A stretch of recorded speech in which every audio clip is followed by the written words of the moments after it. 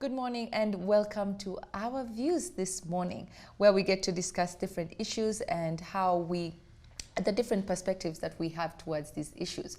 But we just don't give you our views. We'd also love to hear your views.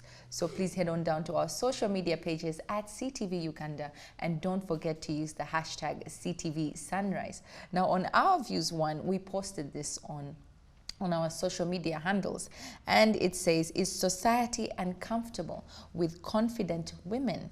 How do you tell the difference between arrogance and confidence? My name is Sandra Cope and I am joined in studio by my colleagues Sarah and Shivan. Good morning once again, ladies. How are you? Good morning, Sandra. Fine, thank you.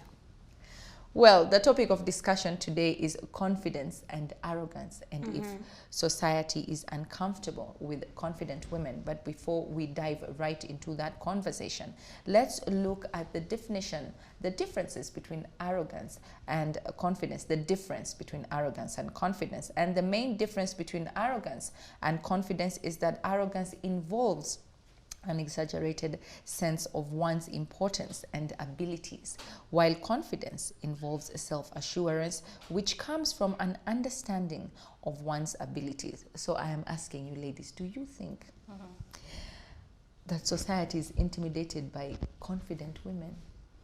A society is just intimidated by anybody who is happy.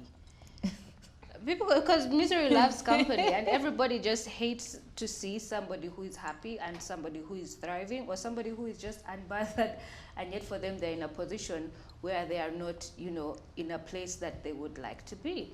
So for people, what I would say about that, for people who are bothered by that, they just have their own underlying issues, their own insecurities, or their own misery. That is why they feel that way. What do you think? I would point it out this way. Very many occasions, when someone is confident, especially when it comes to the women, when a woman comes out and she's confident in what she does, other people will perceive it as, she's just arrogant. People will just definitely dismiss you and be like, you're just arrogant. Yet actually, you're just confident about what you're doing. However, there is a very thin line between being confident and being arrogant. But in my perspective, yes, many times when people are confident, they're just called off to be arrogant, yet in actual sense they're just living their truth. They're just doing what they know they're good at. So I don't think there is a thin line. There are very clear distinctions between being confident and being arrogant. When you're confident, you are not infringing on somebody else's maybe thoughts, freedoms, or rights. When you're confident about something, I am confident that my shoes are pink. I'm not being arrogant. You understand? I'm confident that my shoes are pink. I'm confident that about whatever subject matter it is I'm talking about. When people are arrogant, they come off rude. And people who are arrogant and they beat down on other people's self-esteem. Exactly, they have an inflated sense of ego. They attack your character as opposed to just addressing the issue or the subject matter. I think a better example would be, okay, for example, you're good at reading the news, yeah? You're very good at reading the news, you're articulate and all that, you're confident about it. However, the arrogance aspect would come in that you think you're so good at it that you think you cannot be replaced, or you look down on another paper and be like, why are you wasting your time doing that? Like, you can never beat me. Absolutely. Now that is when the arrogance comes in. You feel that arrogance. You're so good at it, no one can beat you at it, and you're irreplaceable. Now that is arrogance. However, when you're confident, or you can do it, someone else could also do it, but you know that you have your own style of doing the news. Yes, absolutely. And with confidence comes elevation of other people around you. That's why I say there is a clear distinction. When I'm confident that, like Shivan, let's use Shivan's example, I read the news well. Sandra may also be reading the news just as well. But then I would give you points like, hey, Sandra, when you do it, perhaps you change your tonation, perhaps you enjoy, like, get engrossed in the story, enjoy it, speak of it like you know it. Comes with elevation, as opposed to, I read the news better and Sandra is reading it, but I still read it better than you. And instead of encouraging you, I'm just beating you down. Criticism. Exactly. So there are clear distinctions. That's how I believe. Well, let's look at confidence versus arrogance.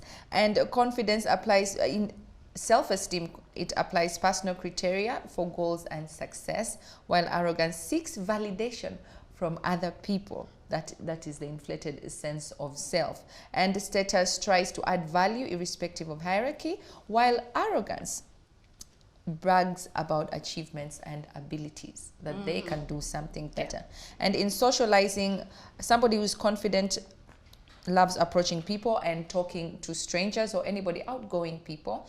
But those who are arrogant actually fear to interact because they fear rejection and all that. And about awareness, confident people want to learn new skills and fill knowledge gaps, whereby a person who's arrogant hates to be wrong, neglects empathy and compromise.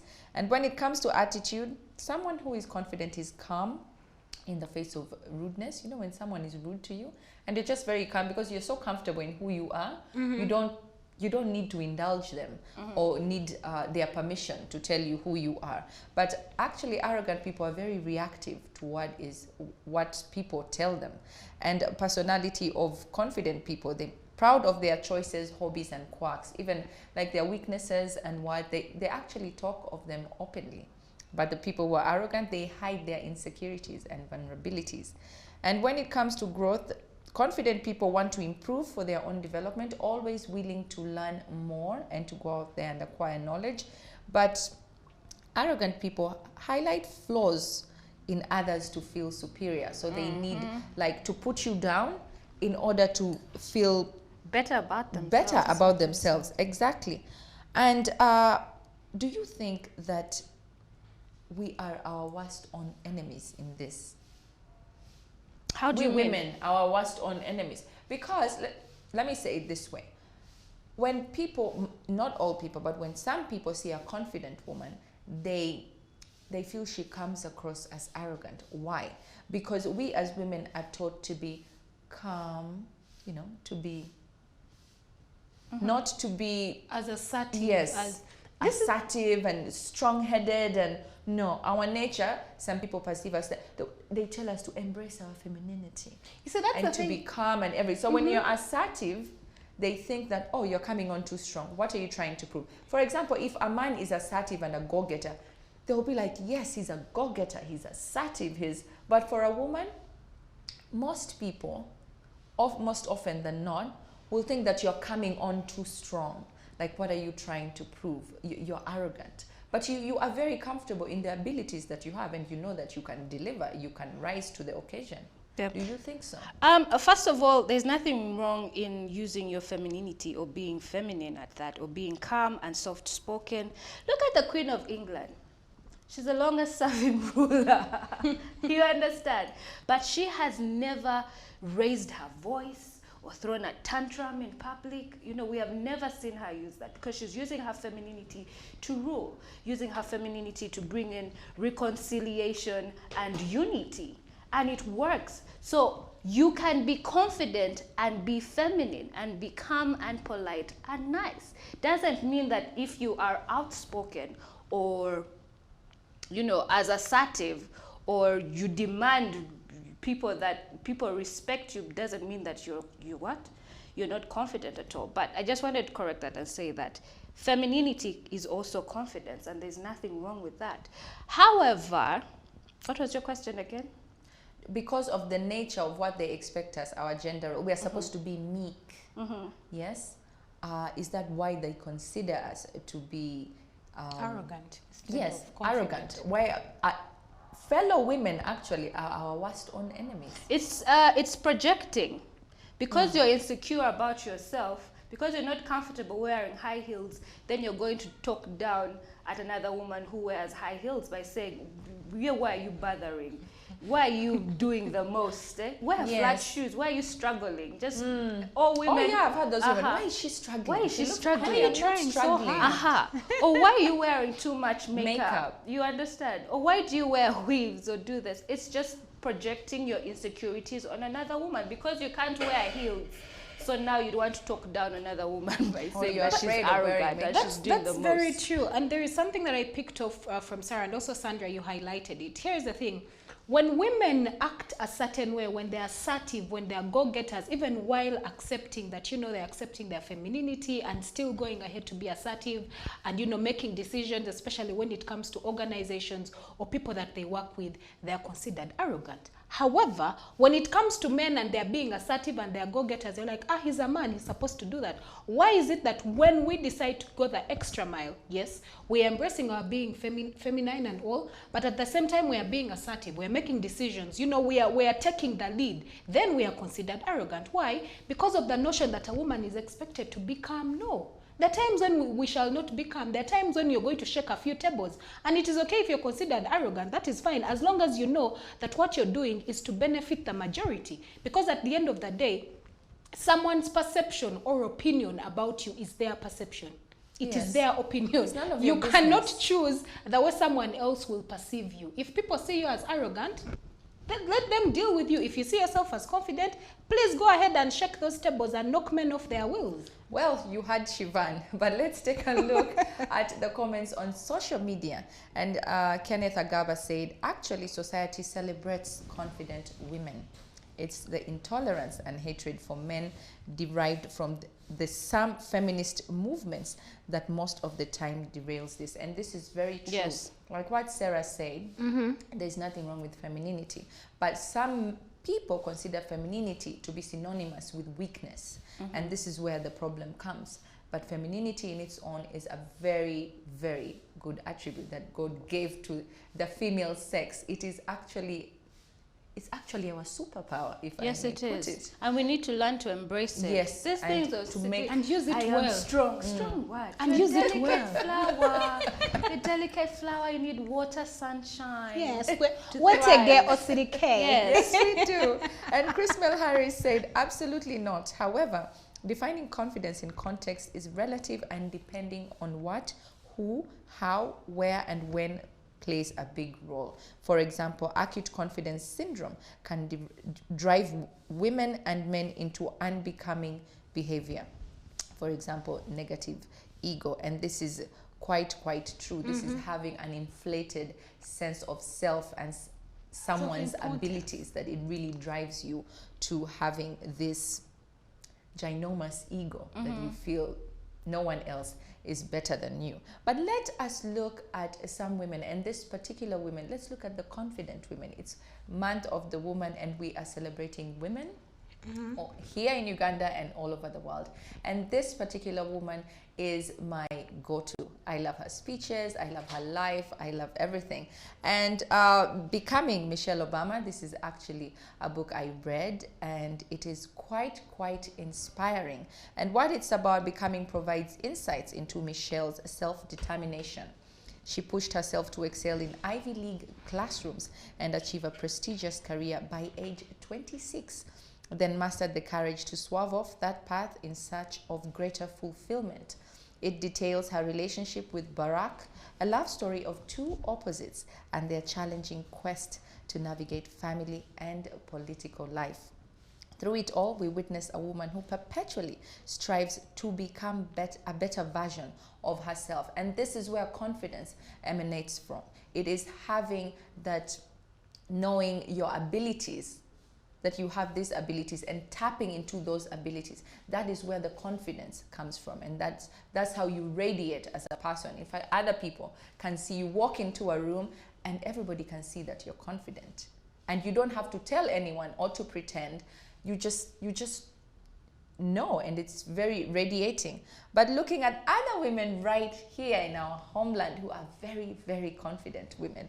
The first is Sheba Karungi. Now, Sheba Karungi is a musician, dancer, and actress. I just love when she goes on stage. She's very confident. She owns that. And even away from the stage, she's a very hardworking woman, and she knows her trade. She knows where she's from, and she damn well knows where she is headed to. And next on, of course, is our one and only Mrs. Barbie Chagulani, and she is a philanthropist and author, and she's also the wife to the politician Robert Chagulani Sentamu. She's always looking on point, this lady. Very well put together, she's very poised. I love her poise. And of course, my last and favorite, Mrs. Winnie Byanyima, and she's an aeronautical engineer, politician, and diplomat, and she's the executive director of UNAIDS. So we do have very confident, independent women. But as you can see, what they all have in common is they are very well accomplished. And this is where the confidence stems from. So if you want to be confident, track back and say, and get rid of all those insecurities. People fail to be confident or find it hard because they have some underlying insecurities. And then they find it so hard.